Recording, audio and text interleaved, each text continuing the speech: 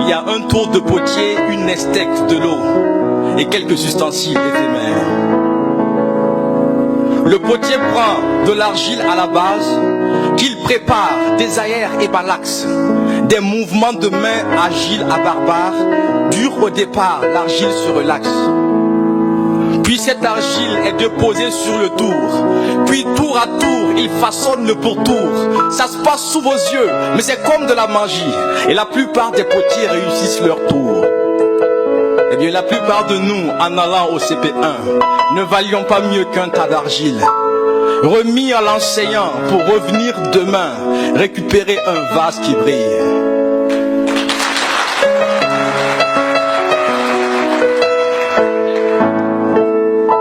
Le bureau de l'enseignant n'est pas extraordinaire. Une chaise, une table, un sac en cuir, une boîte de bâtons blancs, un gros dictionnaire et 60 gamins qui savent même pas lire. Alors comme le potier, il met la main à la pâte. Alors, comme le potier, il met la main à la pâte. Il commence par les arroser avec son sourire.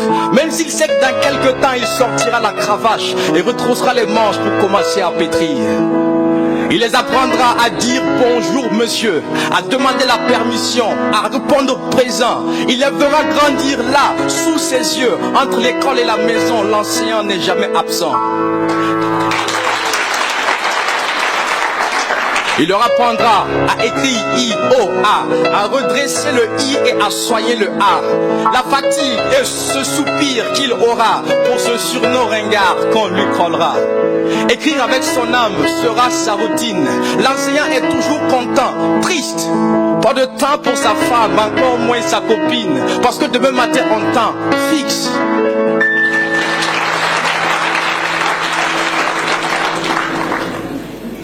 Pour le bonheur, d'après ce que l'on nous a enseigné, il faut plus qu'un amant trouver son âme sœur. Alors, personne ne peut être enseignant s'il n'a pas un diamant à la place du cœur.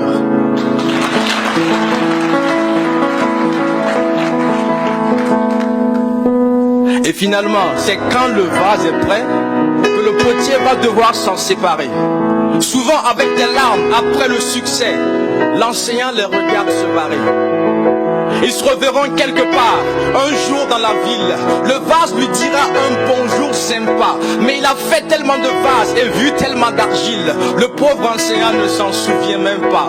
Et si le savoir est aux humains ce que l'odeur est à l'encens, l'enseignant est pour demain ce que la mère est pour l'enfant. Et si les anges ne s'appelaient pas vraiment anges, moi je les aurais appelés enseignants de primaire.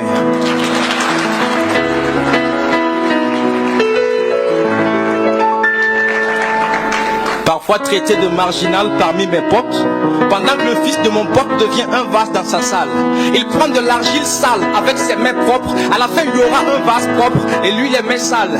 Il y aura ces gens qui n'ont aucun égard pour l'enseignant, des médisants et leur regard pourri saillant, oubliant le savoir qu'il a mis dans leur grosse tête. Mon frère envers l'enseignant, tu as une très grosse tête. Il y aura ces gens au barbarisme indestructible, maudit soit le terrorisme et protection aux cibles, mentalité de serviette tuant des gens de tout âge. Si c'était Dieu que vous serviez, vous ne tueriez pas des anges. Mais il y aura un jour des députés magnifiques qui reconnaissent l'enseignant et qui le magnifient. Merci à vous députés d'avoir montré le chemin. Puisse la marche députée se poursuivre demain.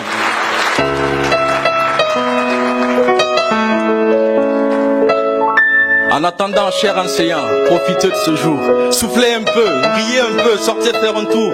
Pensez à toutes ces personnes réussies grâce à vous. De vos voyelles, vos consonnes, ils en sont riches, je l'avoue. Pensez aux députés, aux ministres, pensez aux présidents, à toutes ces personnalités illustres ou éminents. Tous passez par vous, alors soyez-en fiers, même si certains oublient demain là où ils sont passés hier.